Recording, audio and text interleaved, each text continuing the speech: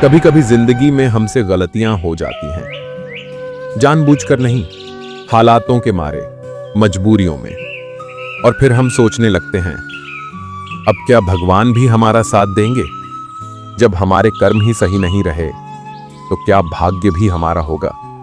आज जो आप सुनने जा रहे हैं उसे शायद किसी ने कभी आपको बताया ही नहीं होगा, क्योंकि यह वीडियो सिर्फ भाग्य और कर्म की नहीं है।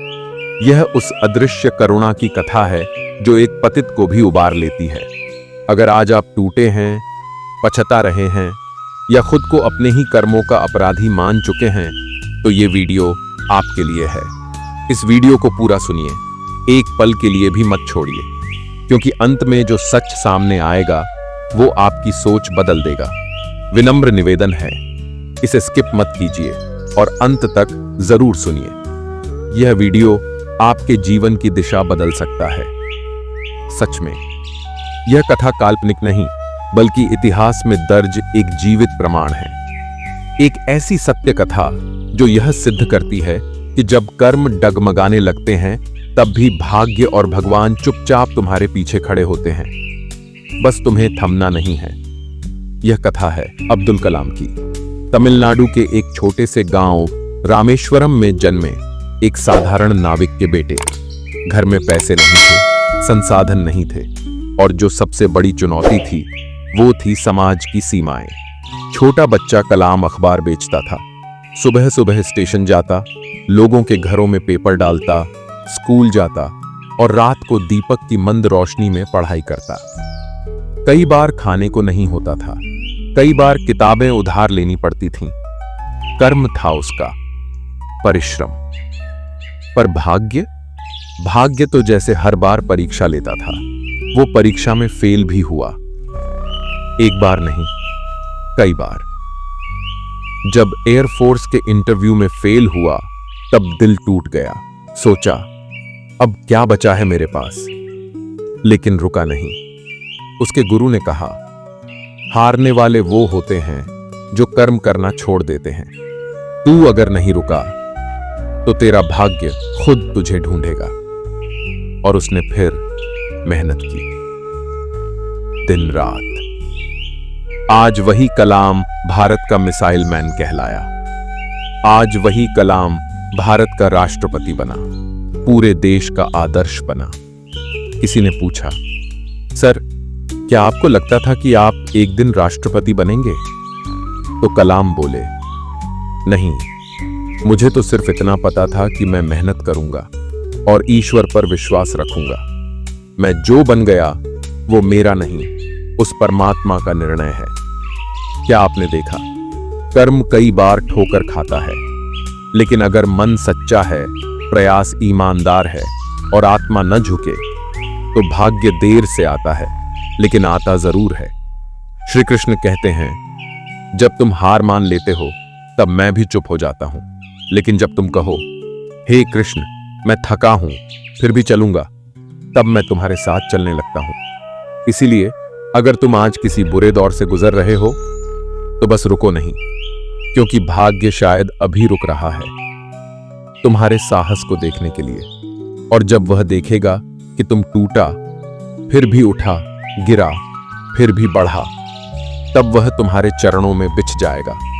और तब तुम कहोगे, मेरे कर्म सही थे या नहीं पता नहीं, पर भगवान और मेरा भाग्य कभी मुझसे दूर नहीं थे। क्या आप तैयार हैं उस विश्वास के साथ चलने के लिए? क्या आप खुद को छोड़ने की बजाय ईश्वर को पकड़ने के लिए एक और प्रयास करेंगे? कहिए, करोगे ना?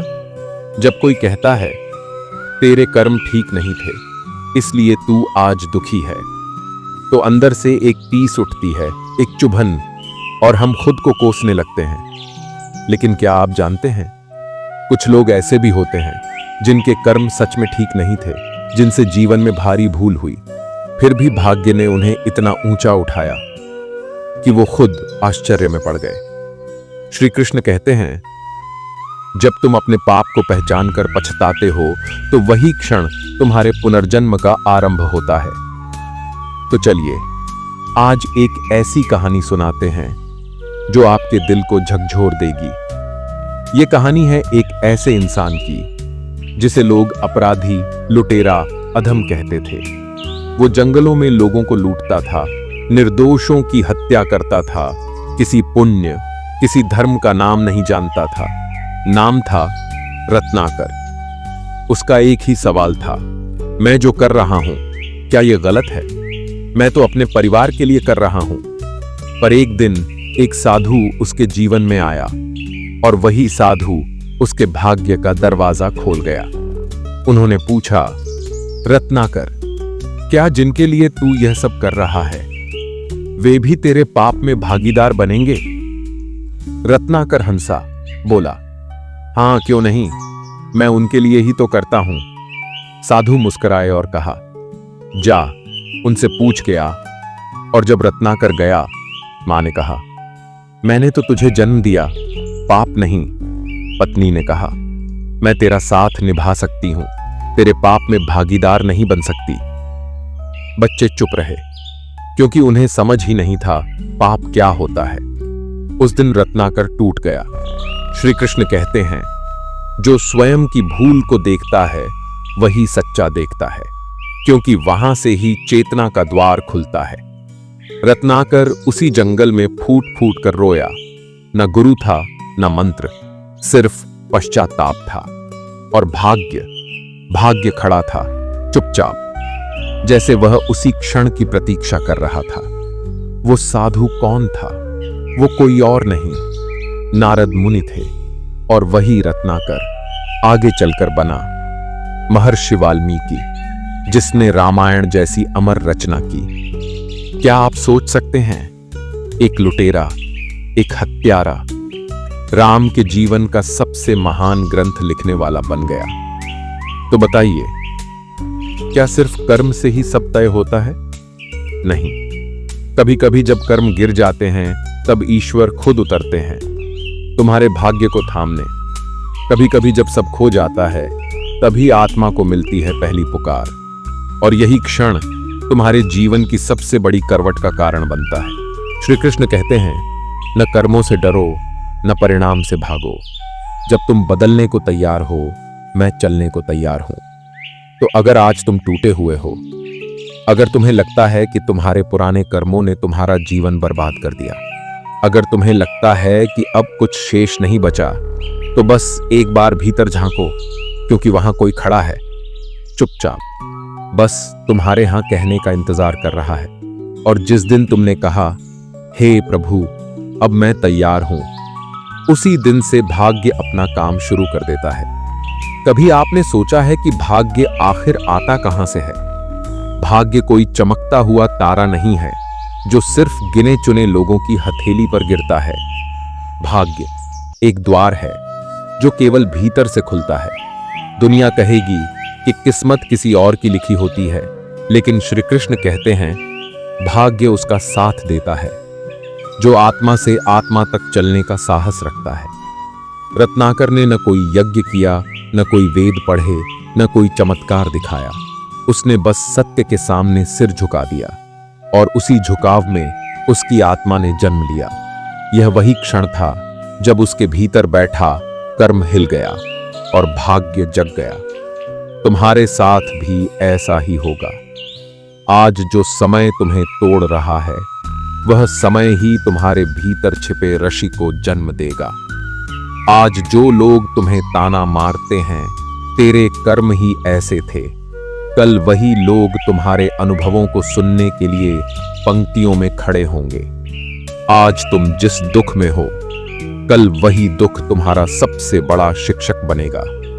श्री कृष्ण कहते हैं, हर बार जब तुम गिरते हो, मैं तुम्हारे साथ गिरता हूं, ताकि जब तुम उठो, मैं तुम्हें संभाल सकूं।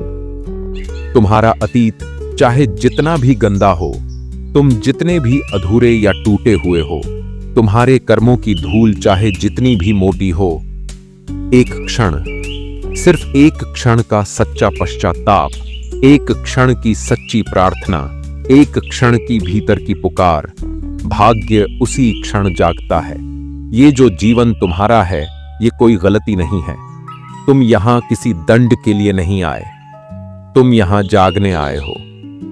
तुम यहां समझने आए हो कि जीवन में गलती होना पाप नहीं है। गलती के बाद भी अंधकार में पड़े रहना वो असली पाप है, क्योंकि जो खुद को बदलने की ताकत रखता है उसका भाग्य भी खुद ब खुद बदल जाता है। कभी भूल से रास्ता भटक जाए तो मत डरना, कभी अपने कर्मों को देख शर्मिंदगी महसूस हो तो मत भागना, क्योंकि श्री कृष्ण कहते हैं जो मुझसे एक कदम चलता है मैं उसके लिए 100 कदम चलता हूं।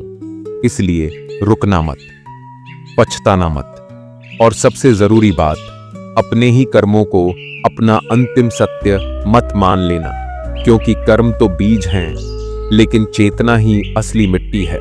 अगर तुम आज उस चेतना को बुलाओगे तो तुम्हारे सूखे भाग्य में भी हरियाली फूट पड़ेगी। एक कथा सुनिए। एक ऐसा व्यक्ति जो अपने कर्मों से हार गया था और फिर अपने ही भाग्य को पटक पटक कर कोस रहा था। उसका नाम था अरुण। एक सामान्य परिवार में जन्मा, पढ़ाई ठीक ठाक, स्वभाव सीधा, पर किस्मत जैसे रूठी हुई थी। जहां जाता असफलता मिलती, जहां कोशिश करता लोग हंसते। एक दिन थक कर बोला, हे भगवान, मैंने तो कभी किसी का बुरा नहीं किया, फिर मेरे साथ क्यों बुरा हो रहा है।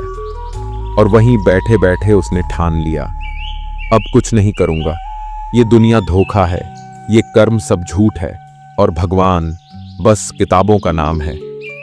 और वह घर के एक अंधेरे कोने में बैठ गया। असली मृत्यु वही होती है जब मन उम्मीद छोड़ देता है। पर उसी रात एक स्वप्न आया। उसने देखा एक विशाल अरण्य है और उसके सामने खड़े हैं श्री कृष्ण। श्री कृष्ण ने कहा, तुमने क्या सोचा? तुम कर्म करते रहे और मैंने कुछ नहीं देखा। तुम गिरे, रोए, टूटे और मैं बस देखता रहा? नहीं, मैं हर पल वहां था, पर तुम्हारे भीतर की आग तब तक नहीं जलती जब तक सब कुछ न छीन जाए। अरुण फूट फूट कर रोने लगा। भगवान, क्या मैंने कभी कुछ अच्छा नहीं किया? श्री कृष्ण मुस्कुराए, किया है, बहुत किया है, पर तुमने खुद पर विश्वास करना छोड़ दिया, इसलिए तुम्हारा भाग्य भी सो गया। भाग्य तब तक चलता है जब तक आत्मा जागती है। कर्म तब फल देता है जब आत्मा उससे सीखती है। तुम तो सिर्फ रिजल्ट खोजते रहे, पर मैंने तुम्हारे भीतर तब देखा है। अरुण ने कांपती आवाज में पूछा, अब क्या करूं? श्री कृष्ण बोले, एक नया कर्म कर, उठ और चल पड़।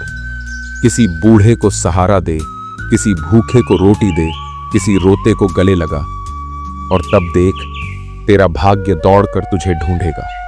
सुबह अरुण की नींद खुली और इस बार उसमें कुछ बदल चुका था। उसने निर्णय लिया, अब कर्म नहीं करूंगा भाग्य के लिए, अब कर्म करूंगा उस भगवान के लिए जिसने मुझे देखा भी तब जब मैंने खुद को छोड़ दिया था। और जब उसने निस्वार्थ सेवा का मार्ग पकड़ा, भाग्य ऐसा जगा जैसे बरसों सोया कोई राजा अचानक राजगद्दी पर लौट आया हो। क्योंकि याद रखिए, भाग्य वहां नहीं बनता जहां सब कुछ आपके हिसाब से होता है। भाग्य वहां बनता है जहां आप अपने दुख के बीच से कुछ सुंदर गढ़ लेते हैं, जहां आप कहते हैं, मेरे कर्म गलत हो सकते हैं, पर मेरी आत्मा अब भी सच्ची है। श्री कृष्ण कहते हैं, कभी कभी मैं तुम्हें हर चीज से वंचित कर देता हूं ताकि तुम खुद को पा सको। जब तक सब कुछ है तुम मुझे नहीं खोजोगे, जब कुछ भी नहीं बचेगा तब तुम खुद को मुझे सौंप दोगे। और वही क्षण, वही समर्पण तुम्हारे जीवन की नई शुरुआत बनता है। तो मेरे प्रिय श्रोता, अगर तुम आज हार चुके हो, अगर तुम्हारा कर्म नाकाम हो गया है, अगर लोग तुम्हारे भाग्य को गालियां दे रहे हैं, तो मुस्कुराओ, क्योंकि यह संकेत है कि अब तुम्हारे भीतर भगवान का प्रवेश होने वाला है। अगर आज की ये कथा, ये विचार आपके दिल को छू गई हो, अगर कहीं ना कहीं आपने भी अपने जीवन में ऐसे ही संघर्षों का सामना किया है और अब आप समझ चुके हैं कि भगवान और भाग्य कभी हमें छोड़ते नहीं, तो भाई इस वीडियो को यहीं मत छोड़िए। इसे अपने जैसे किसी टूटे हुए इंसान तक जरूर पहुंचाइए। जो खुद से हार मान बैठा है उसे ये दिखाइए कि कभी कभी कर्म लड़खड़ाते हैं लेकिन भगवान नहीं। और हां, अगर आप चाहते हैं कि जीवन के ऐसे ही गहरे, सच्चे और प्रेरणादायक विचार आपको हर बार मिलें, तो अभी इसी क्षण चैनल वेदांत पुंज को सब्सक्राइब करिए। यह सिर्फ एक चैनल नहीं, यह आपके भीतर छुपे दिव्यता की पुकार है। बेल आइकन दबाना न भूलें ताकि जब भी कोई नया संदेश, कोई नया प्रकाश, कोई नई उम्मीद का दीपक यहां से जले, आप तक सबसे पहले पहुंचे। जुड़े रहिए वेदांत पुंज से, जहां हर शब्द आत्मा को छूता है। धन्यवाद। आपका समय, आपकी श्रद्धा हमारे लिए अनमोल है। जय श्री राधे कृष्ण।